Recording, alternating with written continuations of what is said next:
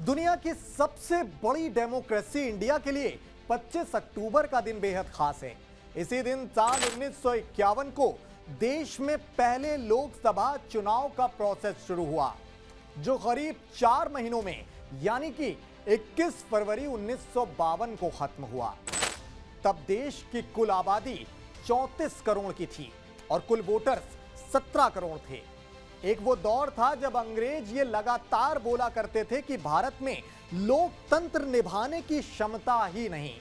भारत के मतदान के पहले दिन गरीब तबके से लेकर हर आमो खास ने मतदान में बढ़ चढ़कर हिस्सा लिया था। भारत के पहले मतदान से जुड़ी तमाम रोचक और दिलचस्प बातें हैं जो आपको जरूर जाननी चाहिए।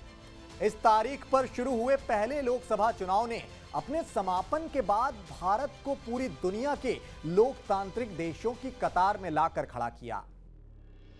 15 अगस्त 1947 को आजादी के बाद 26 जनवरी 1950 को भारत गणतंत्र बना था। इसके बाद 25 अक्टूबर 1951 को देश में पहले आम चुनाव की शुरुआत हुई। तब राज्यों की विधानसभाओं और लोकसभा के चुनाव एक साथ शुरू हुए थे।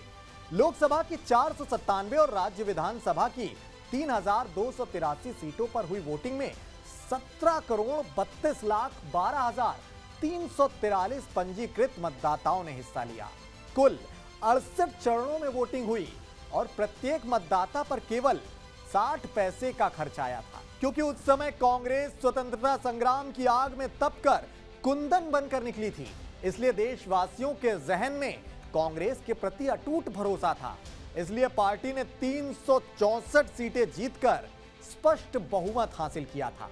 वहीं आजादी की सशस्त्र लड़ाई में भागीदार रही भारतीय कम्युनिस्ट पार्टी भी 16 सीटें जीतने में कामयाब हुई थी और दूसरी सबसे बड़ी पार्टी बनकर उभरी थी। खास बात यह है कि पहले चुनाव में जितने लोगों ने वोटिंग में हिस्सा लिया था, उनमें से 85% लोग इलिटरेट यानी कि अशिक्षित थे। इसलिए पार्टियों और उम्मीदवारों के लिए चुनाव चिन्ह की व्यवस्था की गई थी। तब हर पार्टी के लिए अलग अलग बॉक्स बनाए गए थे जिस पर चुनाव चिन्ह अंकित होते थे। उस समय 2 करोड़ 12 लाख लोहे की पेटियां बनाई गई थी और करीब 62 करोड़ मतपत्र छापे गए थे। भारत के पहले मुख्य चुनाव आयुक्त सुकुमार सेन थे। उन्होंने मतदाता पंजीकरण से लेकर पार्टियों के चुनाव चिन्हों के निर्धारण के लिए योग्य अधिकारियों की नियुक्ति की थी। उस दौर में जब देश में तकनीकी विकास बेहद कम था और ट्रांसपोर्टेशन भी काफी मुश्किल, तब बैलेट बॉक्स और मतपत्रों को मतदान केंद्रों तक पहुंचाना बड़ी टेढ़ी खीर थी। हालांकि देश के पहले चुनाव की बात थी, इसलिए हर तरह की कठिन से कठिन राह अपनाई गई। मणिपुर जैसे पहाड़ी क्षेत्रों में स्थानीय लोगों को ठंड से बचने के लिए कंबल और बंदूक का लाइसेंस देने का लालच देकर चुनाव सामग्री को मतदान केंद्रों तक पहुंचाया गया। लोकतांत्रिक प्रक्रिया में वही हमारा पहला कदम था जो आज भारत को दुनिया के सबसे बड़े लोकतंत्र के तौर पर स्थापित कर चुका है। अब आपको इस वोटिंग से जुड़ी कुछ खास बातें बताते हैं। हिमाचल के शख्स श्याम शरण नेगी ने हिमाचल में पहला वोट डाला था। इस चुनाव में सबसे बड़े प्रचारक के रूप में जवाहरलाल नेहरू को प्रोजेक्ट किया गया था। मौलाना अब्दुल कलाम आजाद यूपी की रामपुर सीट से जीते थे। श्यामा प्रसाद मुखर्जी कलकत्ता दक्षिण पूर्व से जीतकर लोकसभा पहुंचे थे पहली बार। भीमराव अंबेडकर और कृपलानी जैसी हस्तियां इस चुनाव में औंधे मुंह गिर पड़ी थी, बुरी तरह हार गई थी। परिणामों के लिए लोगों को लंबा इंतजार करना पड़ा था, क्योंकि चुनाव की यह पूरी प्रक्रिया लंबे समय तक चली और इस चुनाव में रेडियो से भी प्रचार किया गया था। भारतीय कम्युनिस्ट पार्टी ने रेडियो मॉस्को से अपना प्रचार किया। यह अकेला ऐसा दल था जिसने यह फॉर्मूला आजमाया। पश्चिमी बंगाल में आवारा पशुओं का इस्तेमाल भी कांग्रेस के प्रचार के लिए हुआ था।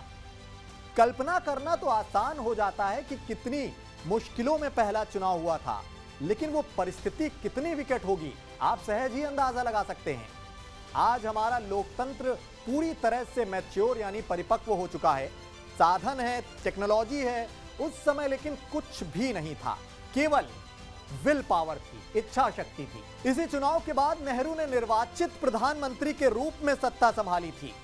तो दोस्तों, ये थी देश के चुनाव से जुड़ी दिलचस्प कहानी। जानकारी कैसी लगी अपनी कीमती राय कमेंट बॉक्स में जरूर बताएं। साथ ही देश दुनिया की ऐसी तमाम खबरों के अंदर की खबर देखते रहने के लिए TV9 यूट्यूब चैनल है, उसकी ओरिजिनल प्लेलिस्ट में जाएं और वहां के वीडियो से लगातार जुड़े रहें।